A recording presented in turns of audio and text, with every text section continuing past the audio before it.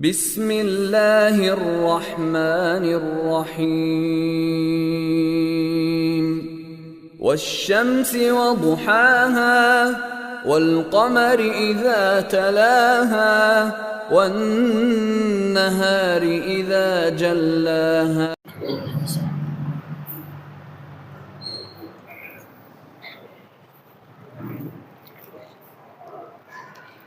إن الحمد لله نحمده ونستعينه ونستغفره ونعوذ بالله من شرور أنفسنا ومن سيئات أعمالنا من يهده الله فلا مضل له ومن يضلله فلا هادي له وأشهد أن لا إله إلا الله وحده لا شريك له وأشهد أن محمدا عبده ورسوله أما بعد فقد قال الله تعالى في القرآن العظيم والفرقان المجيد أعوذ بالله من الشيطان الرجيم يا أيها الذين آمنوا اتقوا الله حق تقاته ولا تموتن إلا وأنتم مسلمون يا أيها الناس اتقوا ربكم الذي خلقكم من نفس واحدة وخلق منها زوجها وبث منهما رجالا كثيرا ونساء واتقوا الله الذي تساءلون به والأرحام إن الله كان عليكم رقيبا يا أيها الذين آمنوا اتقوا الله وقولوا قولا سديدا يصلح لكم أعمالكم ويغفر لكم ذنوبكم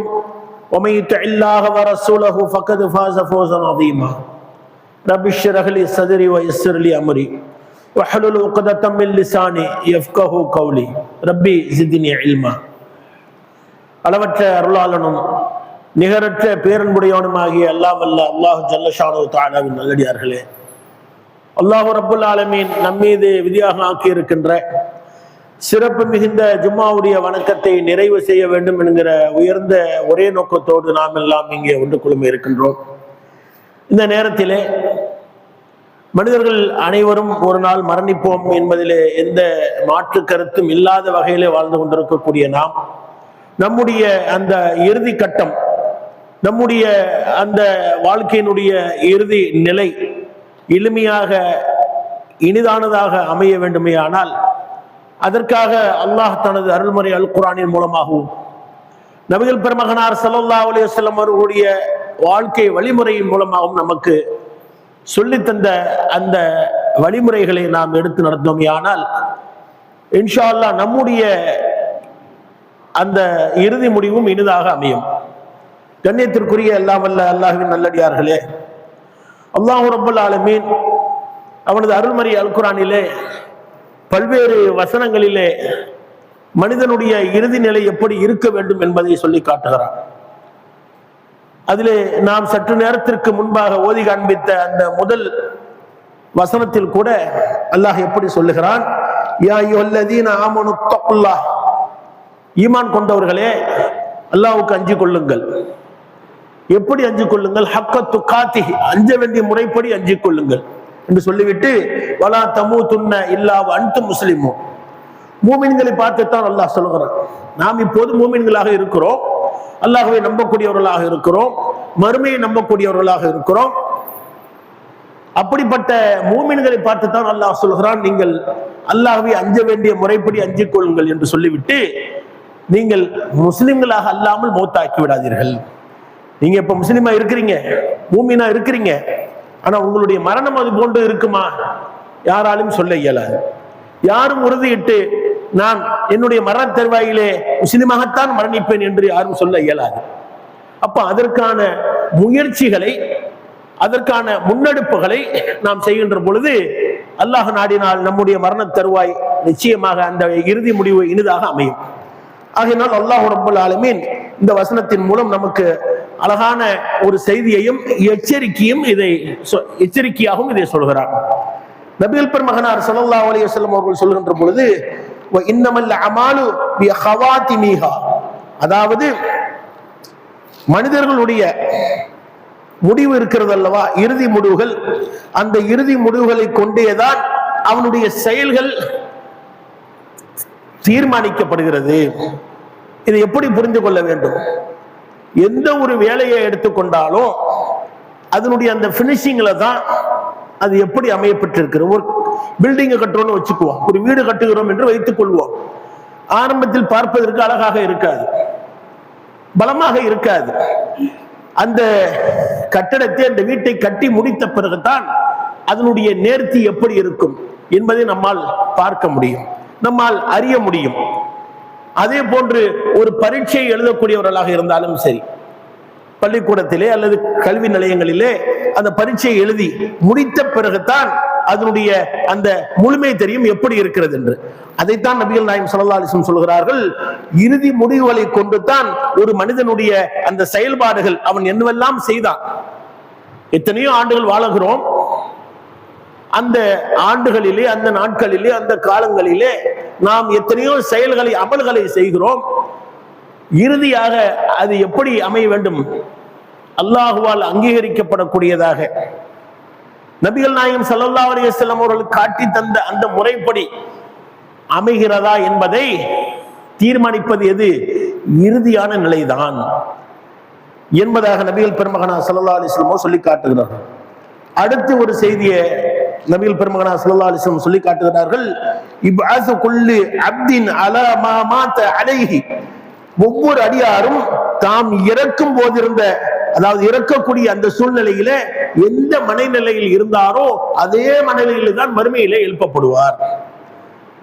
நானாக இருந்தாலும் சரி, நீங்களாக இருந்தாலும் சரி, யாராக இருந்தாலும், எந்த மனிதராக இருந்தாலும் அந்த மௌத்தாகக்கூடிய சூழ்நிலையில, அந்த இறுதி கட்டத்திலே, அந்த சக்கரத்துல் மௌத் என்று சொல்லக்கூடிய அந்த கடைசி நிலையிலே நாம் எப்படி இருந்தோம், நாம் எதை மனதிலே வந்து நிறுத்தி வைத்திருந்தோம். ஒவ்வொரு அடியாரும் தாம் இறக்கும் போது இருந்த மனநிலையிலே தான் மறுமையிலே எழுப்பப்படுவார். என்ன கண்டிஷன்ல இருந்தோம், அப்ப எப்படி இறக்க வேண்டும் என்பதை நபிகள் பெருமகனார் ஸல்லல்லாஹு அலைஹி வஸல்லம் சொல்லுகிறார்கள். எப்படி சொல்லுகிறார்கள்? உங்களில் ஒருவர் மரணிக்கின்ற பொழுது அல்லாஹ் குறித்து நல்ல எண்ணம் கொண்டிருக்க நிலையிலே அல்லாமல் மரணிக்க வேண்டாம். இது ஒரு செய்தி போதுங்க. ஒவ்வொருவரும் மரண தருவாயில் என்ன சொல்ல வேண்டும் என்பதெல்லாம் இருக்கட்டும், ஒருவருடைய வார்த்தை எப்படி அமைய வேண்டும் என்பதெல்லாம் பிறகு பார்ப்போம். எண்ண தளவுல எப்படி இருக்க வேண்டும் என்று நபிகள் பெருமகனார் ஸல்லல்லாஹு அலைஹி வஸல்லம் அவர்கள் சொல்லி காட்டுகிறார்கள். அல்லாஹ்வை பற்றி உயர்ந்த எண்ணத்திலே அவருடைய மரணம் நிகழ வேண்டும். அப்படி நிகழ வேண்டுமேயானால் அல்லாஹ்வுடைய வாக்கு, அல்லாஹ்வுடைய வார்த்தை, அல்லாஹ்வுடைய கட்டளை, அல்லாஹ்வுடைய உபதேசம், அல்லாஹ்வுடைய அறிவுரை, அல்லாஹ் எதையெல்லாம் நமக்கு ஆகும் என்று சொன்னானோ அதை ஏற்று நடப்பது, அல்லாஹ் எதையெல்லாம் ஆகாது என்று சொன்னானோ அதிலிருந்து விலகி இருப்பது, இவை அனைத்தையும் ஏற்கும் பொழுது நமக்கு அந்த எண்ணம் அழகாக பிரதிபலிக்கும். அல்லாஹ்வுக்கு என்னுடைய, அல்லாஹ்வுக்காக கட்டுப்பட்டு என்னுடைய வாழ்வாதாரத்தை நான் அமைத்துக் கொண்டேன், அல்லாஹ்வுக்கு கட்டுப்பட்டு என்னுடைய வியாபாரத்தை அமைத்துக் கொண்டேன், அல்லாஹ்வுக்கு கட்டுப்பட்டு அவனுக்கு பயந்தவனாகவே என்னுடைய குடும்பத்தை நான் நடத்தினேன், அல்லாஹ்வுக்கு பயந்து அவனுக்கு முழுமையாக கட்டுப்பட்ட நிலையில தான் என்னுடைய உலக வாழ்க்கை முழுவதும் அமைந்தது என்று ஒருவர் நினைத்துக் கொண்டே இருந்தால் அல்லாஹ்வை பற்றிய நல்ல சிந்தனை அவருக்கு வரும். மாறாக அலட்சியமாக, ஒரு பொடும்போக்காக, ஏதோ ஒரு அறிவுரை என்பதை போன்று ஏதோ ஒரு பயான் செய்கிறார்கள், ஏதோ வெள்ளிக்கிழமை வந்தோமா, ஏதோ சில செய்திகளை கேட்டோமா, அதோடு பள்ளிவாசலோடு அதை விட்டு விட்டு சென்றோமா என்று இல்லாமல் அல்லாஹ்வை பற்றி நல்ல எண்ணம் அந்த இறுதி நிலையிலே ஒருவருக்கு வர வேண்டுமேயானால் தன்னுடைய வாழ்க்கையிலே ஒவ்வொரு சூழ்நிலையிலும், ஒவ்வொரு நிலைகளிலும் அதை அவர் அமல்படுத்த வேண்டும்.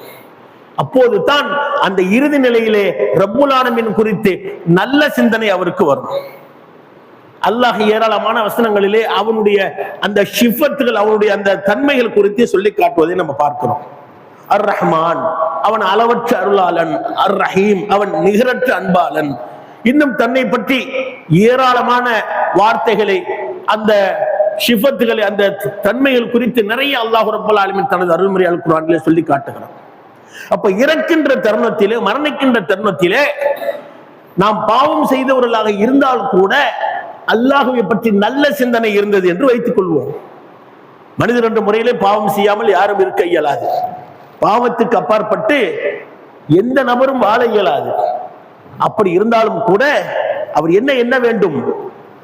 என் இறைவன் என்னை மன்னிப்பான், என்னுடைய இறைவன் என்னை தண்டித்து விட மாட்டான். ஏனென்று சொன்னால் அவன் பாவங்களை மன்னிப்பதாக வாக்களித்திருக்கிறான். அவனுடைய அடியாரின் மீது அளவு கடந்து அன்பு செலுத்தக்கூடியவனாக இருக்கிறான் என்கிற அந்த நம்பிக்கை வெளிப்பட வேண்டும். அதைத்தான் அண்ணலும் பெருமகனார் ஸல்லல்லாஹு அலைஹி வஸல்லம் சொன்னார்கள், உங்களில் ஒருவர் அல்லாஹ் குறித்து நல்ல எண்ணம் கொண்டிருக்கும் நிலையிலேயே மரணியுங்கள். அதெல்லாம் மரணிச்சிடாதீங்க, நல்ல எண்ணத்தோடு மூத்தா போங்க. அப்ப நம்ம மனசுல எதை வைத்துக் கொள்ள வேண்டும்? மௌத் எப்போனாலும் வரும். யா அல்லாஹ், நான் மரணிக்கின்ற நிலையிலே உன்னை பற்றிய உயர்வான உயர்ந்த சிந்தனைகளே எனக்கு எழ வேண்டும், அந்த நம்பிக்கை வர வேண்டும்.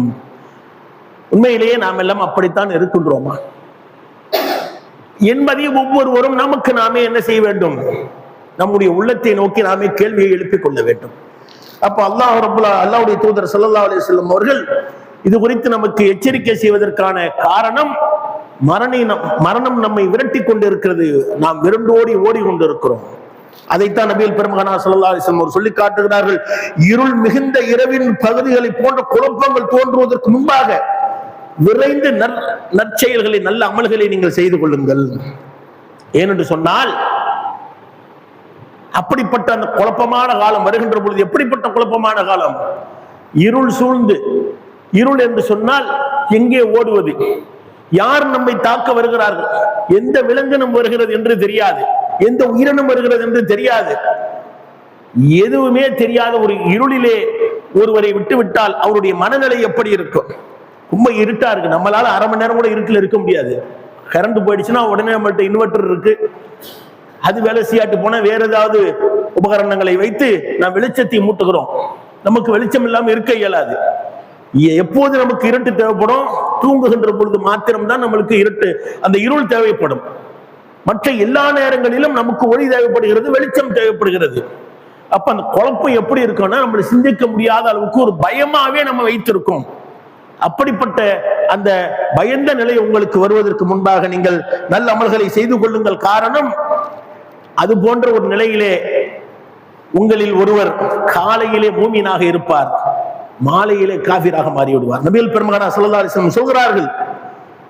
அப்ப அது போன்ற நிலையெல்லாம் வருவதற்கு முன்பாக, அது போன்ற மாலையில் ஒருவர் மூமினாக, அல்லாஹ்வை நம்பக்கூடியவராக, அல்லாஹ்வுடைய வேதத்தை நம்பக்கூடியவராக, மறுமையை நம்பக்கூடியவராக இருப்பார், காலையில் மாறிவிடுவார், இறை மறுப்பாளராக மாறிவிடுவார் என்று நபிகள் நாயகம் ஸல்லல்லாஹு அலைஹி வஸல்லம் சொல்லிவிட்டு, அதற்காக நீங்கள் என்ன செய்யுங்க? நல்ல அமல்களை நீங்கள் அதிகப்படுத்திக் கொள்ளுங்கள் என்பதாக நமக்கு நல்ல அமல்கள் குறித்து, நம்முடைய மரணம் நம்மை அடைவதற்கு முன்பாக நல்ல அமல்களை அதிகப்படுத்த வேண்டும் என்கிற அந்த செய்திகளை நமக்கு நபிகள் பெருமகனார் ஸல்லல்லாஹு அலைஹி வஸல்லம் நிறைய சொல்லி காட்டுகிறார்கள். அது எப்படி? நான் மூமினாக வாழ்ந்து கொண்டிருக்கிறேன், நான் அல்லாஹ்வை வணங்கி கொண்டிருக்கிறேன், நான் ஐவேளை தொழுகின்றேன், நான் இன்ன பிற திக்ர்கள் செய்கிறேன், இஸ்திக்பார் அல்லாஹ்விடத்திலே பாவ மன்னிப்பு தேடிக் கொண்டிருக்கிறேன், நான் அல்லாஹ்வையே சார்ந்து இருக்கிறேன், நான் எப்படி காபிராக மாற முடியும் என்று நமக்கு ஒரு எண்ணம் எழுகிறது அல்லவா? நான் எப்படி அல்லாஹ்வை மறுக்க முடியும்? நபிகள் பெருமகனார் ஸல்லல்லாஹு அலைஹி வஸல்லம் அவர்கள் கைபர் போரின் போது ஒரு நபரை பார்க்கிறார்கள். அந்த போர்க்களத்தில் இருக்கக்கூடிய ஒரு சஹாபி, அவரை பார்த்து ஏனைய சஹாபிகளுக்கு சொல்கிறார்கள், என்னுடைய நண்பர்களே, என்னுடைய தோழர்களே, நரகத்திற்கு செல்லக்கூடிய ஒரு நபரை உங்களுக்கு நான் அறிவிக்கட்டுமா? நரகத்திற்கு செல்லக்கூடிய ஒரு நபரை நான் உங்களுக்கு காட்டட்டுமா என்று சொன்னவுடன் அந்த சஹாபாக்களுக்கெல்லாம் ஆச்சரியம். அப்படி யாரு?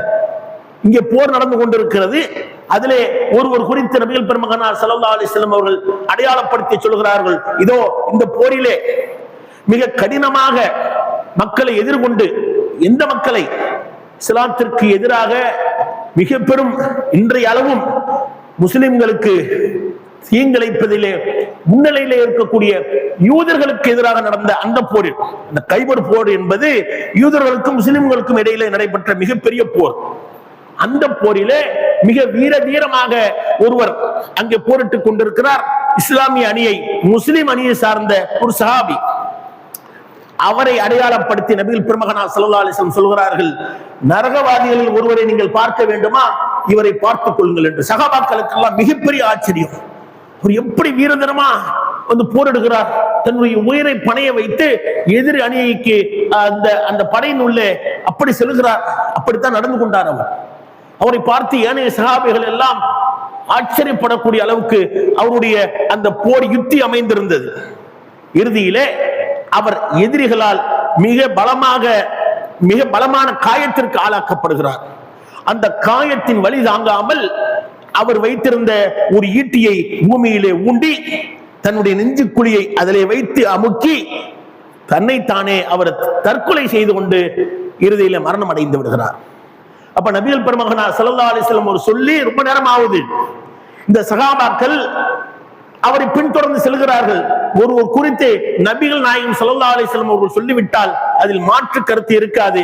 ஏனென்று சொன்னால் அல்லாஹ்வுடைய தூதர் அவருடைய இஷ்டப்படி, அவருடைய விருப்பப்படி, அவருடைய மனோ இச்சைப்படி எதுவும் பேச மாட்டார்.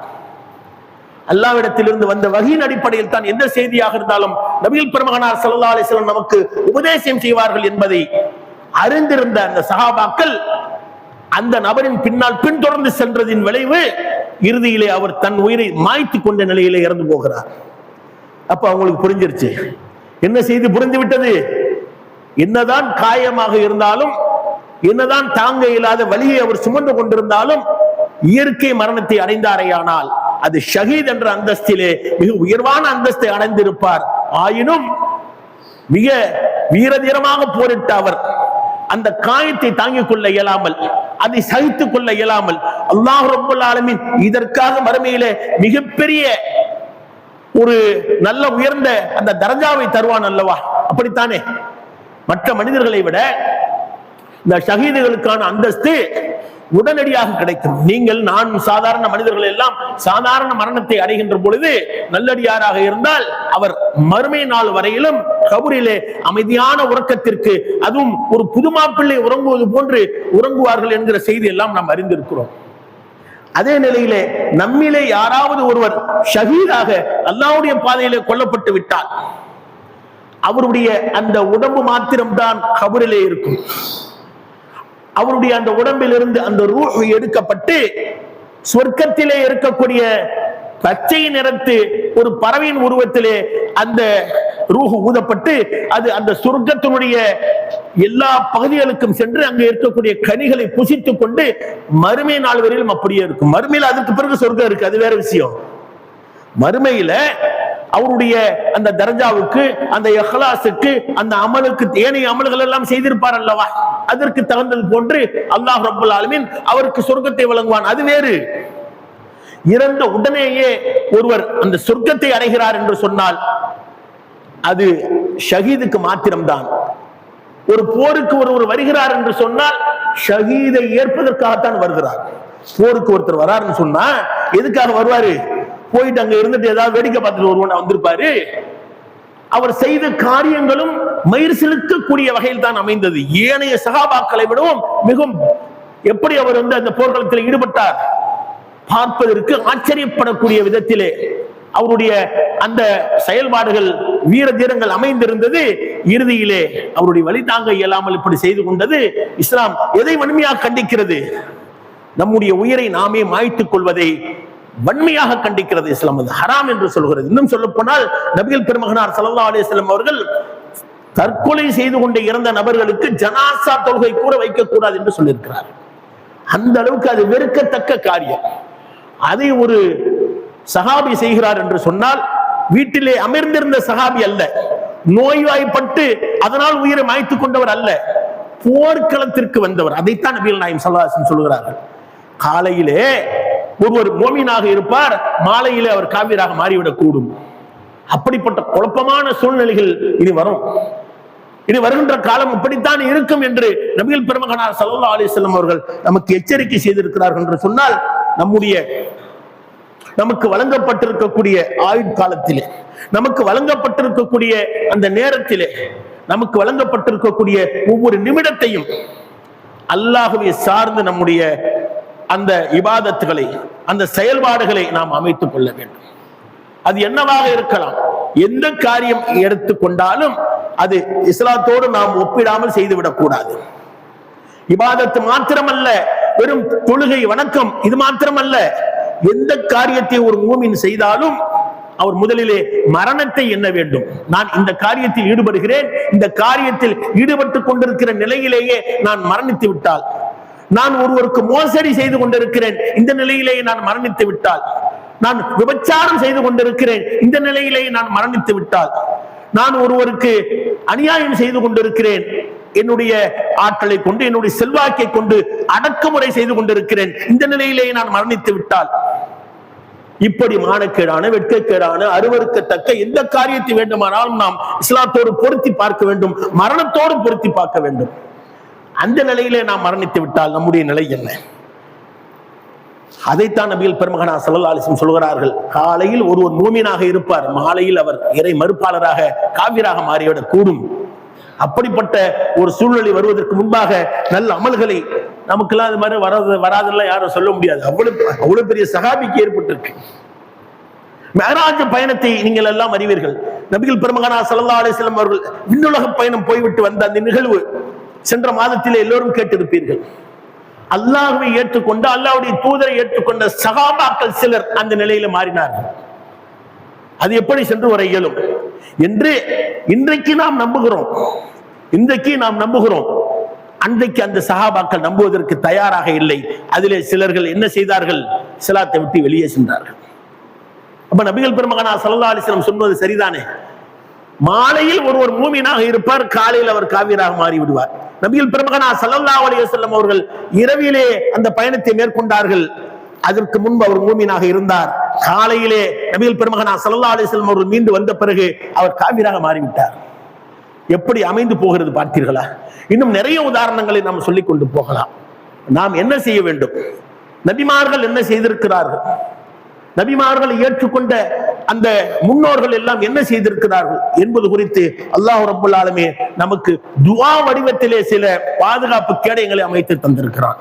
அது என்னவென்று இரண்டாவது உரையிலே பார்ப்போம்.